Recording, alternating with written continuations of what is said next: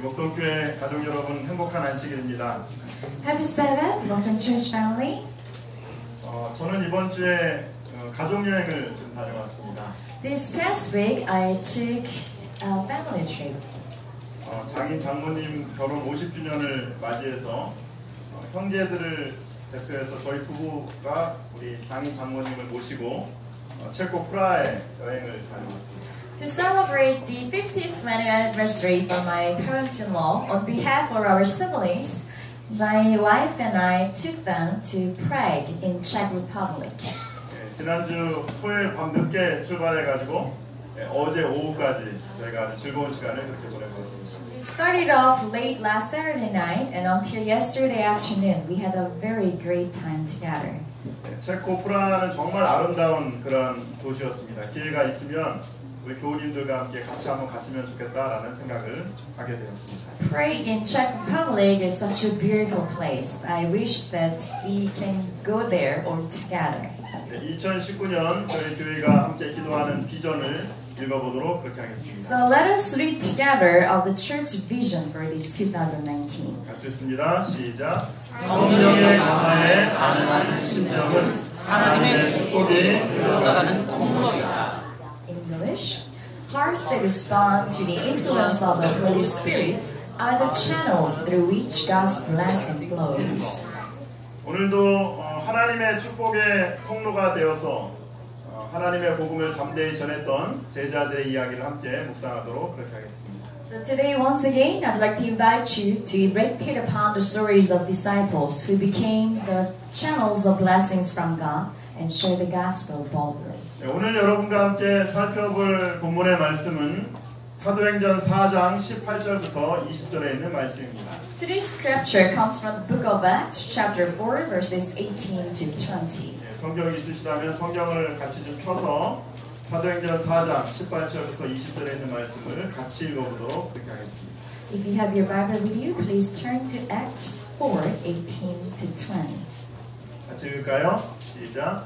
그들을 불러 경고하여 도무지 예수의 이름으로 말하지도 말고 가르치지도 말라 하니 베드로와 요한이 대답하여 이르되 하나님 앞에서 너희의 말을 듣는 것이 하나님의 말을 듣는 것보다 옳은가 판단하라. 우리는 보고 들은 것을 말하지 아니할 수 없다.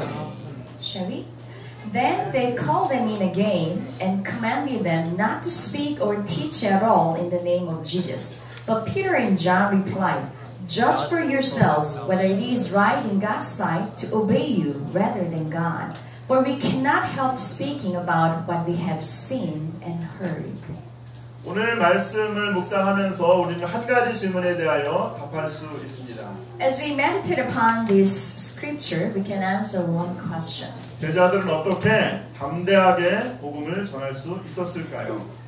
What made the disciples possible to go boldly out and preach the gospel? 사도행전의 제자들은 예수님의 부활을 전한 부활의 증인들이었습니다. The disciples in the book of Acts were the witnesses to Jesus' resurrection. 그들은 십자가에서 달려 돌아가셨지만 부활하신 주님을 능력 있게 그렇게 전했습니다. So they boldly proclaimed about Jesus who had died on the cross but had resurrected. 그리고 자기 자신들이 바로 이 부활의 증인이라고 담대히 증언합니다. And proclaimed themselves as the witnesses of this resurrection.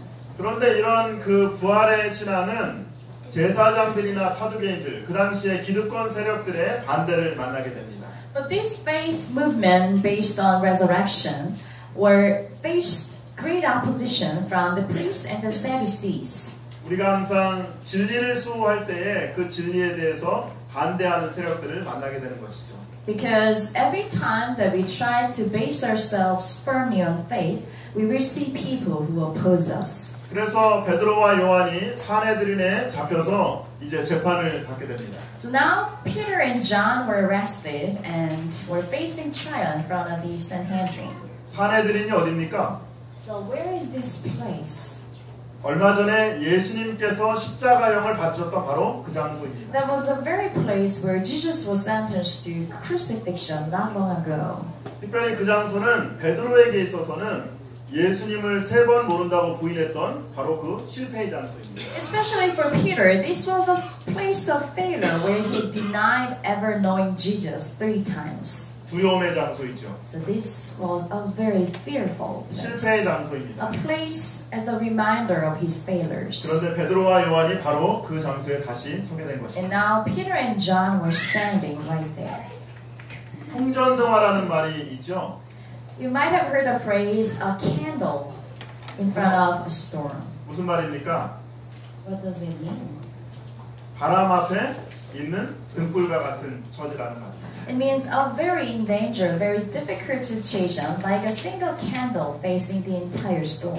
이제 복음의 불길이 막 피어오르기 시작하는데 이 불길이 폭풍우를 만나서 꺼지기 직전이 된 것입니다. So here, the gospel of flame of gospel was just about to start, and it was being almost killed out because of the strong wind that was facing. 예, 불을 끄려고 했던 그 복음의 등불 앞에서 이 복음의 등불이 어떻게 됐습니까? 오히려 그 바람 때문에 더 활활 타오르게 된 것입니다. But instead of being extinguished, the flame of gospel became even stronger thanks to the wind. 예, 이번 주에 여행을 하면서 제가 그 읽은 책 중에 빅터 프랭클이 이런 말을 했습니다. 참 마음에 닿는 그런 말이었습니다.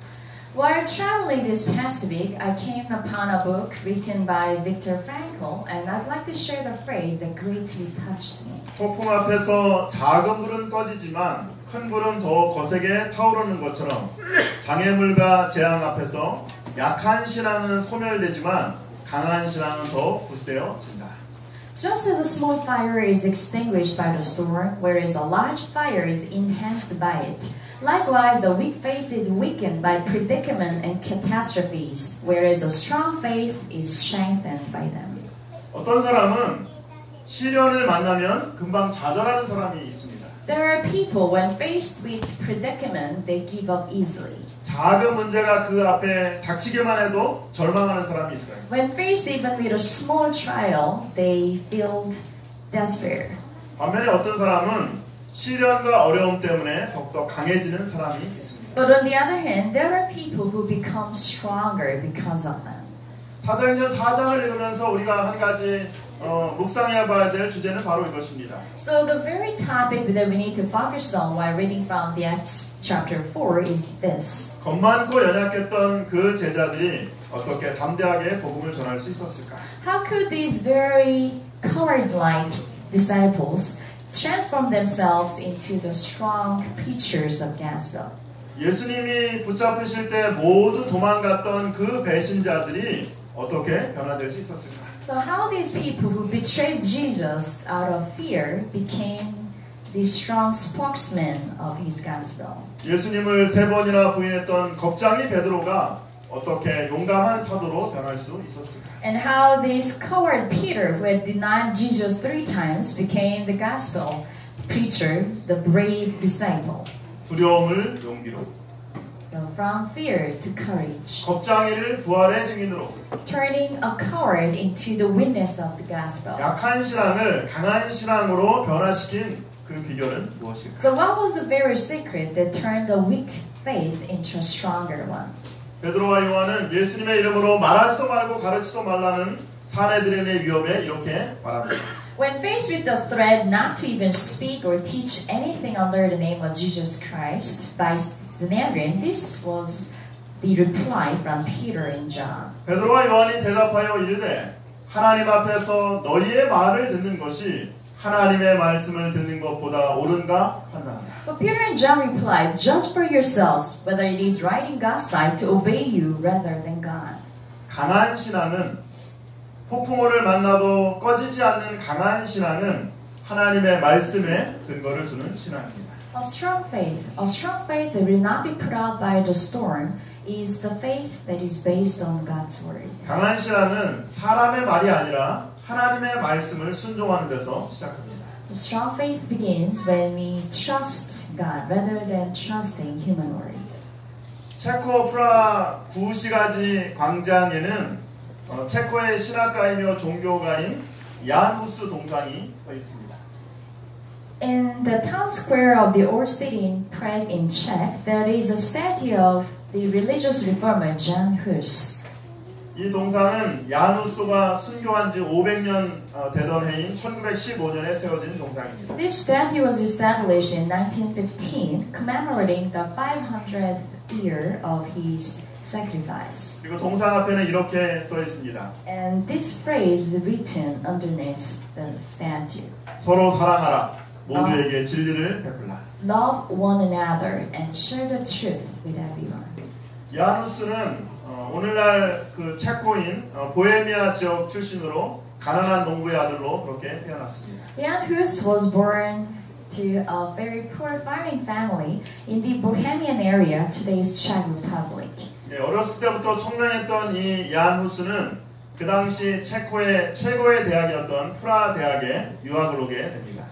A very bright young child, he went on to study at the University of Prague, the very best university in Czech Republic. 이 대학은 신성 로마 제국의 황제였던 까를 대제가 세웠다고 해서 또 까를 대학교라고 그렇게 부르기도 합니다. This university was also called Karl University, named after the Emperor Karl of the Holy Roman Empire. 당시 까를 대학은 유럽의 최고의 대학이었고 프라하를 중부 유럽의 학문과 문화의 중심지로 만들어 주었습니다. So Karl University was one of the best in Europe at the time, and it enabled Prague to become the center of the European culture at the time. 프라하 대학에서 신학을 전공한 야누스는 그 대학의 교수가 됩니다. After having majored in theology there, he became a professor. 그리고 29살에 이 철학부의 학장이 됩니다. And at the age of 29, he became the head of the theology department. 그리고 마침내 37이라고 하는 아주 젊은 나이에 그 당시 가장 좋은 대학이었던 이 프라하 대학의 총장이 And at a very young age of 37, he became the president of this very prestigious university. 나중에 후스가 이렇게 간증을 합니다. And later, he made a testimonial speech. 저는 어렸을 때 빨리 사제가 되고 싶었습니다. When I was little, I wanted to become a priest as quickly as possible. 그래서 좋은 집에 살고 화려한 옷을 입고 싶었습니다. Because I wanted to live in a good house, wear beautiful clothes, and be respected by people. 그리고 많은 사람들에게 존경을 받고 살고 So I 싶었습니다. can get the admiration from people around me. 유럽 최고의 대학 총장이었고 명예와 지식을 가졌던 이 사람이 그런데 한순간에 변화되는 한 기회를 맞이하게 됩니다. But there was a special turning point in his life whose goal had been just becoming a priest with good house and gaining people's admiration. 좋은 집에 사는 것보다 Rather than living in a very comfortable house, 화려한 옷을 입는 것보다 rather than being dressed in beautiful clothes, 사람들의 존경을 받는 것보다 rather than gaining the respect of the people. 야누스의 마음을 뛰게 했던 그것은 무엇이었을까? So what was that very thing that made the heart of Hus beat harder? 야누스는 이렇게 얘기합니다. And this is what is said. 그러나 성경을 알게 되면서 그것이 악한 욕망이라는 사실을 알게 되었습니다. However, as I got to know the Bible, I realized my personal wishes were the evil desire. 최고의 지성과 명예를 가졌던 이 대학 총장이 성경을 알게 되므로 그의 인생이 바뀌었다고 그렇게 얘기하고 있습니다. So here, the president of a very prestigious university, an admired scholar, confesses that learning about the Bible has completely transformed his life. 야누스는 영국 위클립의 글을 읽고 큰 감명을 받게 됩니다. Jan Hus had read the writings of Wycliffe of England and was greatly touched. 위클립은 로마 카톨릭의 도덕적 해이를 비판하고 성경을 그리스도인 믿음의 유일한 권위로 인정하게 됩니다. Wycliffe had criticized the Roman Catholic Church of its immorality and had proclaimed the Bible as the only authority for the Christian faith.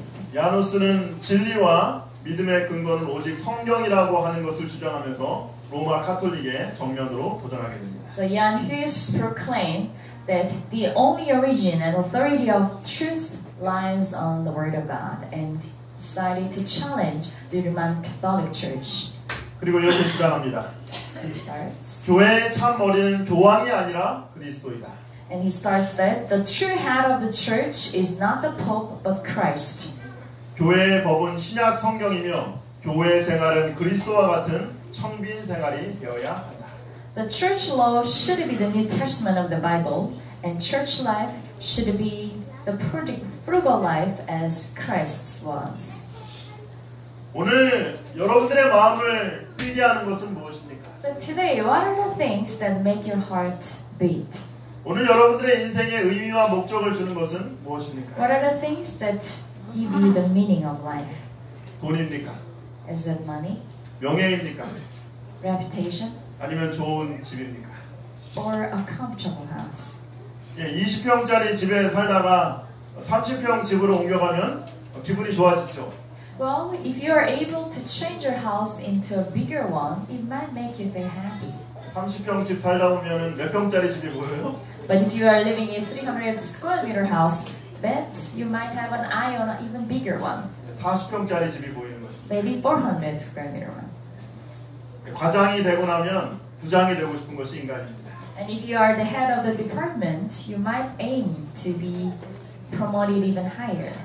다시 말하면 인생의 참된 행복과 인생의 참된 의미는 내가 무엇을 가짐으로 얻어지는 것이 아니라는 사실이죠. In other words, the fact is that the true happiness in life is not through what we can gain.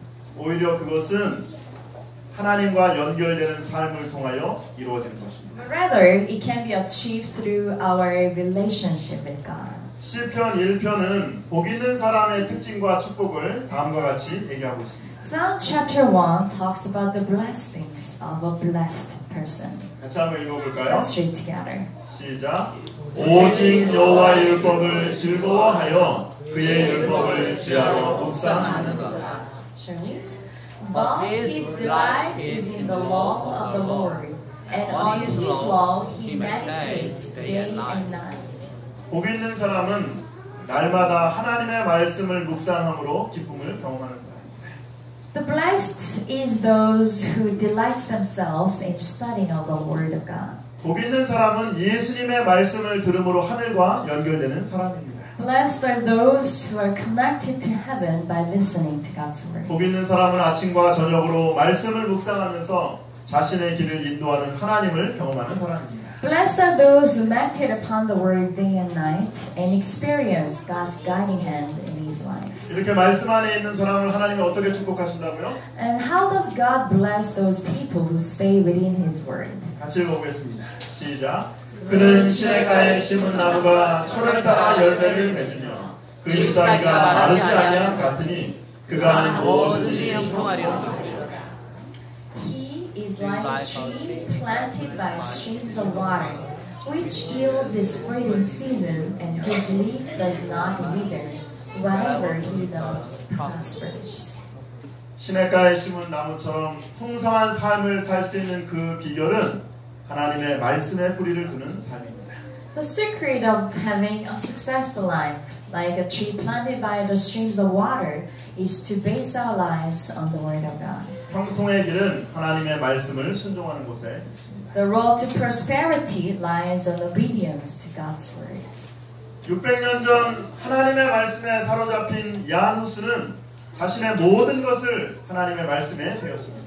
600 years ago, Jan Hus had dedicated everything that he ever owned to Christ. 그리고 오늘날 하나님을 믿는 모든 그리스도인들에게 이렇게 외칩니다. And he is still telling us today, 그리스도인들이여 진리를 찾으라. my dear Christians, seek the truth. 그리스도인들이여 진리의 길을 기울이라. Christians, listen to the word of truth. 그리스도인들이여 진리를 배우라. And Christians, learn the truth. 진리를 사랑하라. Love the truth. 진리를 말하고 죽음을 두려워하지 말고 진리를 선포하라. Speak the truth, and even daring the death, proclaim the truth. 이제 예수님의 이름으로 말하지도 말고 가르치지도 말라는 사내들인의 협박에 베드로와 요한은 담대하게 이렇게 말합니다. And now, faced with the threat by the Sanhedrin not to speak nor teach in the name of Jesus Christ, John and Peter boldly reply. 그들의 간증을 한번 같이 읽어보겠습니다. Let's read their testimony together. 같이 읽습니다. 우리는 보고 들은 것을 말하지 아니할 수 없다. Shall we? For we cannot help speaking about what we have seen and heard. 요한이 무엇을 보았을까요? What has John seen? 베드로가 무엇을 들었을까요? What has Peter heard? 그들이 무엇을 말하고 무엇을 보지? 무엇을 보고 무엇을 듣고 무엇을 말하지 않겠다고 말한 것일까요? What are the things that they have seen and witnessed that they cannot help but speak about them? 요한은 자신이 보고 들은 것이 이것이라고 얘기합니다. John says that this is what he has seen and heard. 요한은 자기 자신이 말하고 싶은 것은 이것이라고 그렇게 He 간증합니다. testifies that this is what he wants to say. 요한일서 1장 1절과 2절에 요한은 이렇게 간증합니다. In 1 John chapter 1 verses 1 and 2, 같이 한번 읽어볼까요? let's read together. 같이 읽습니다. 태초부터 있는 생명의 말씀에 관하여는 우리가 들은 바요, 눈으로 본 바요, 자세히 보고 우리의 손으로 만진 바라. 이 생명이 나타나신 바 됩니다. 이 영원한 생명을 우리가 보았고 증언하여 너희에게 전하노니 이는 아버지와 함께 계시다가 우리에게 나타나신 바 된 이시다. That which was from the beginning, which we have heard, which we have seen with our eyes, which we have looked at and our hands have touched, this we proclaim concerning the word of life. The life appeared, we have seen it and testified to it, and we proclaim to you the eternal life, which was with the Father and has appeared to us. 요한은 그의 인생을 마치면서 노년에 이렇게 간증합니다. Towards the end of his life, John testifies. 생명의 말씀을 내가 들었다. Testifies that I have heard the word of life. 생명의 말씀을 내가 보았다. I have seen the word of life. 생명의 말씀을 내 손으로 만졌다. And I have touched the word of life with my hands. 그러므로 내가 보고 들은 것을 말하지 않을 수 없다. Therefore, I cannot help speaking about what I have seen and heard. 베드로와 요한은 예수 그리스도와의 인격적인 만남을 통하여 예수님을 알게 된 것입니다. John and Peter came to know about Jesus through their personal relationship with Jesus Christ. 그러므로 복음은 체험의 역사입니다. Therefore, the history of salvation is history of experience. 나는 예수님을 눈으로 보았다. I have seen Jesus with my own eyes. 나는 예수님을 귀로 들었다. I have heard Jesus through my ears. 나는 손으로 예수님을 만졌다. I have touched him with my own hands. 그리고 내가 체험한 예수님을 내가 증거한다. And now here I testify to Jesus that I have met. 그들은 예수님과의 인격적인 만남을 통하여 예수님의 매력에 사로잡히게 됩니다.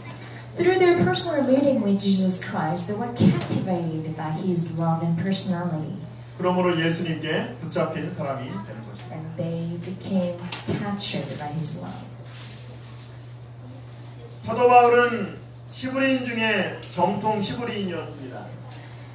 Apostle Paul was the very Jew, the elite of the cream, top of the cream of the whole Jewish society. 그 당시 최고의 선생님 밑에서 수학을 하고 최고의 율법 학자였습니다. He had learned under the very best teachers of the time and became the best scholar in doctrines. 사도 바울, 옛날 이름은 이제 사울이었죠. 사울은 율법적으로 완전해지려고 노력했던 사람입니다. Apostle Paul, formerly known as Saul, tried to become perfect in the eyes of the law.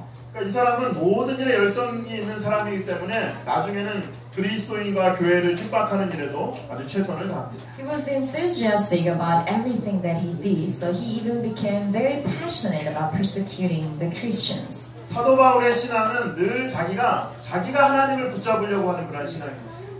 Paul's faith before was based on himself trying to reach out to God. 언제나 하나님 눈에 들기를 원했고 언제나 자기 자신이 하나님을 붙잡으려고 했습니다. He always wanted to be noticed by God and tried to reach out to him. 그런데 아무리 하나님을 붙잡으려고 해도 하나님이 붙잡아지지 않는 거예요. But no matter how hard he tried to reach out and capture the hand of God, he couldn't. 아무리 하나님께 만족을 시키려고 해도 하나님을 만족시킬 수 없었습니다. No matter how hard he tried to satisfy God, he failed. 아무리 하나님의 뜻을 행하려고 해도 삶의 평안과 만족을 경험하지 못합니다. And despite him striving to do God's will, there was no peace in his life. 그런데 이 다메섹 도상에서 이 사도 바울이 예수님을 만나게 됩니다. But on the way to Damascus, Paul came to meet Jesus. 그래서 사도 바울이 예수님을 붙잡는 것이 아니라 예수님이 사도 바울을 붙잡는 것입니다. So instead of Paul reaching out to Jesus Christ, Jesus had come to Paul. 세계 2차 대전을 승리로 이끌었던 영국의 몽고메리 사령관이 젊었을 때 성경 연구 모임에 참석하게 되었습니다. A very famed commander, Montgomery of England, who had helped the Second World War to end in victory, once when he was young attended a Bible study group. 하루는 성경 공부를 마치고 이제 목사님을 이제 집까지 모셔다 드리게 되었습니다. One day after the study ended, he took the ride to take the pastor to his house. 목사님, 오늘 성경 공부 중에서 똑바로 살으라고 말씀하셨죠. Pastor, today you mentioned in our studies that we need to live an upright life. 목사님, 어떻게 사는 것이 똑바로 사는 것입니까? So how can we live such a right life? 어떻게 제가 올바로 설 수 있습니까? So how can I stand upright? 그때 목사님은 주머니에서 볼펜 한 자루를 꺼내서 그에게 보여주었습니다. Pastor took a pen out of his pocket and showed it to him. 이 볼펜은 스스로 설 수 없습니다. Well, this pen cannot stand by itself. 그런데 사람이 손으로 세워주면 이 볼펜이 스스로 설 수 있는 것입니다. But when a person holds it within his hand, it can stand. 그날부터 그는 하나님의 손에 붙잡혀 살아가야 되는 것을 깨닫게 되고 평생 그렇게 살게 되었습니다. So from that day on, Montgomery realized he needed to be held by God's hand, and all throughout his life, he tried to do just that. 기억하시기 바랍니다. So let us remember this. 신앙은 내가 하나님을 붙드는 것이 아닙니다.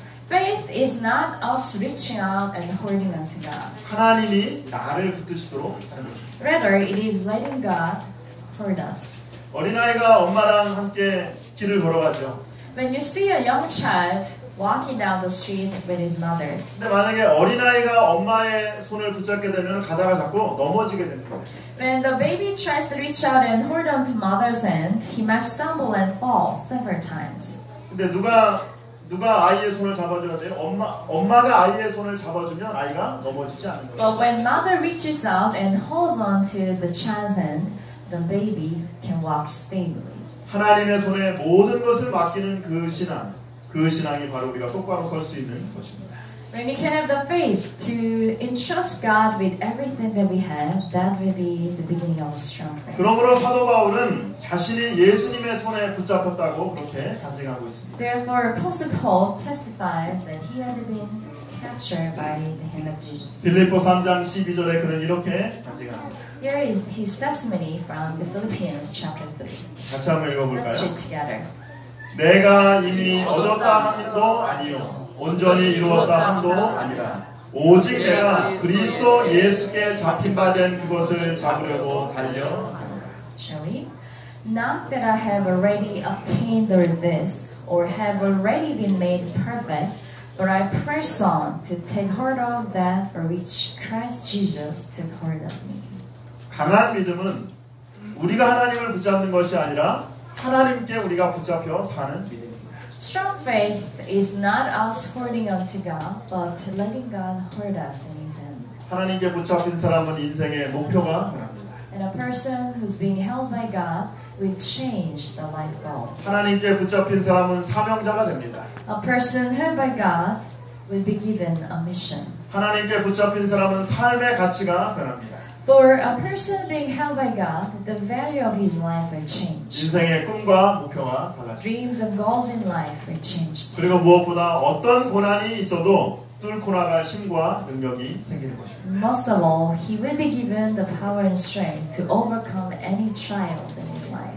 하나님, 제가 하나님을 붙잡지 않고 하나님이 저를 붙잡을 수 있도록 해 주시기 바랍니다. So, dear Lord, I pray that rather than me trying to hold on to you, let me be held within your hand. 하나님 주님께 모든 것을 맡기고 주님 안에서 참다운 평안과 쉼을 얻게 되기를 간절히 바랍니다. And dear Lord, I like to entrust you with everything I have. May I experience the true peace and rest in you. 야누스는 1417년에 15년에 콘스탄티누스 공회에 소환되어서 이단자로 화형을 당하게 됩니다. In July, in the year of 1417, Jan Hus was summoned to the conference and was sentenced to burning as an heretic. 야누스는 화형을 당하기 전에 다음과 같이 그렇게 증언합니다. Right before he was burned to death, this is what he testified. 나는 거위처럼 불에 타지만 100년 뒤에 불에 타지 않는 백조가 나타날 것이다. Here I will burn like a goose, but 100 years from now, there will appear a swan that will never burn. 후스라고 하는 이 말은 영어 구스에서 나왔습니다. 바로 거위라고 하는 그런 뜻입니다. Because his name Jan Hus in English is goose, the bird. 그래서 자기는 거위는 불에 타 죽지만은 100년 뒤에는 불타 죽지 않는 백조가 나올 것이라고 이렇게 예언했습니다. So here he was prophesying that even though he himself was being burned, God will choose another person who will not be burned. 비록 자신은 지금 화형을 당하지만 하나님께서 다른 사람을 택하셔서 복음의 불교를 유지하실 것이라는 믿음의 표현입니다. So this was the expression of his faith, that despite himself being burned, God will choose another person to keep the flame of gospel alive. 후스의 예언대로 100년 만에 백조가 나타났습니다. And just like he prophesied, about 100 years later, a swan had appeared. 후스의 화형 뒤에 102년 후에 1517년에 마르틴 루터가 종교개혁을 일으킵니다. 102 years after Jan Hus being burnt, Martin Luther started the religious reformation in 1517. 여행 가이드가 이런 이야기를 저에게 했습니다. And the tour guide told me this. 사람들이 마르틴 루터는 기억을 하고 왜 야누스는 기억을 하지 못할까요? So why is it that people remember Martin Luther but have forgotten about Jan Hus? 우리는 흔히 종교개혁하면 누가가 생각나요? When we think of religious reformation, whose name comes to our mind? 마르틴 루터가 생각이 납니다. Martin Luther. 근데 아무도 후스를 기억하지는 못합니다. But nobody really remembers Jan Hus. 그러면서 이 여행 가이드가 얘기하기를 왜냐하면 마르틴 루터의 종교개혁은 성공을 했고 후스의 종교개혁은 실패했기 때문입니다라고 얘기했습니다. And the tour guide went on to explain that Martin Luther's religious reformations succeeded, whereas Jan Hus's failed. 여러분, 후스가 화형을 당함으로 말미암아서 후스의 종교개혁은 실패했습니까? But by Jan Hus being burnt to death, did his religious reformation attempt fail? 아닙니다. No. 후스는 화형을 당했지만 후스의 추종자들이 모라비안 교도가 되어가지고 또 복음을 전했습니다. No, not so. Because the followers of Jan Hus after his death became the group of Moravian believers and continued to spread the gospel. 이 모라비안 교도들은 세계 선교에 가장 열심을 내었던 그러한 사람들입니다. And the Moravians became the most passionate preachers of the gospel. 그리고 이 모라비안 교도들은 감리교의 창시자였던 요한 웨슬레에게 아주 강력한 영향을 끼쳤던 것을 우리가 종교사를 통해서 보게 됩니다. And throughout the history of the church, we can see these Moravian group of believers had a profound influence on John Wesley, the founder of the Methodist Church. 하나님의 손에 붙잡혀 사는 사람의 인생에는 실패와 성공은 없습니다. There is no success or failure to those who are being held by God's hand. 오직 하나님의 영광을 실현하는 것입니다. Only throughout their lives they are glorifying God. 우리는 보고 들은 것을 말하지 않을 수 없다. We cannot help speaking what we have seen and heard. 예수님의 제자들은 겁장이었고 실패자였고 배신자들이었습니다. The disciples of Jesus were cowards, the failures and betrayers in life. 그런데 두려움이 용기로, 겁장이가 부활의 증인으로 약한 신앙이 강한 신앙으로 변한 비결은 무엇입니까? But what was the very secret that had turned fear into courage, a coward into a witness of the resurrection, and a weak faith into a stronger one? 첫째, 그들은 하나님의 말씀에 귀를 기울였습니다. First of all, they listened and obeyed the word of God.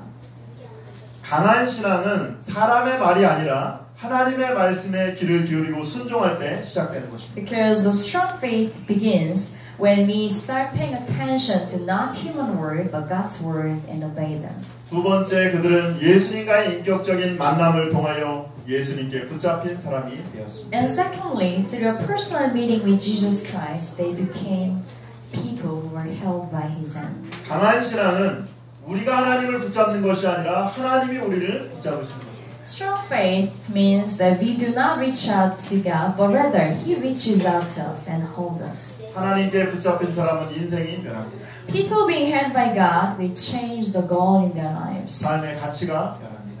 The value of their lives will 인생의 change. 꿈과 목표가 The 변합니다. dreams and goals in their lives will 어떤 change. 고난이라도 견딜 수 있는 인내와 능력이 생깁니다. They will be given the patience and power to overcome any trials in their lives. 이번 한 주 세상의 폭풍과 시련 속에서 작은 신앙이 아니라 강한 신앙을 갖는 저와 여러분들 되시기를 간절히 바랍니다. I pray in closing that in this coming new week that we will all have the strong faith, not a weak faith that will be extinguished by the storm of the world, but stronger because of the trials that we face in our lives. 그리고 우리의 삶 속에서 우리를 어렵게 하고 우리를 힘들게 하는 시련과 어려움 때문에 소멸되는 신앙이 아니라 시련과 어려움 때문에 더욱더 강해짐으로 말미암아 하나님께 영광을 돌리는 저와 여러분들 되시기를 간절히 바랍니다. And I pray that rather than having the weak faith that will be put out by the storm, but becoming stronger in faith through trials, that we can glorify the Lord. 하나님의 은혜와 축복이 여러분 모두 함께하기를 간절히 바라면서 오늘 말씀을 마치도록 하겠습니다. And God's richest blessings and grace be upon us all today.